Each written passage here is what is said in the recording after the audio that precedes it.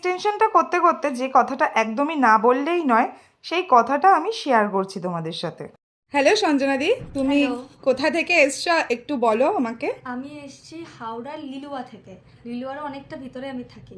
আচ্ছা, তা হাওড়ার লিলুয়া থেকে মানে তুমি আমার কাছে, তুমি যখন আমাকে ফোন করলে সত্যি আমি খুব আশ্চর্য হয়েছি, কারণ আমরা আমাদের এখান থেকে বেহালা অবধি যাওয়ার আগেই কিছু একটা কাজ করানোর আগে আমরা ভাবি যে আমি এত দূর যাব, করাবো, কিন্তু তুমি আমার কাছে যে হাওড়ার লিলুয়া থেকে এসেছো, এটা সত্যি কথা বলছি, যদি অ্যাচিভমেন্ট, কিন্তু আমার কাজের যদি কিছু অ্যাচিভমেন্ট হয়ে থাকে সেটা কিন্তু আজকে তুমি আমার অ্যাচিভমেন্ট।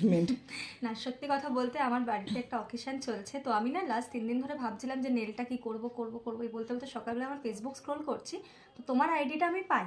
তো তারপরে তোমার প্রোফাইলটা চেক করার পরে তোমার কাজ আমার ভীষণ ভালো লাগে।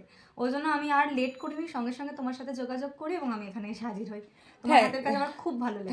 Thank you so much. চলো দেখি কেমন করা যাক তাহলে। একদম, আমার তোমার প্রতি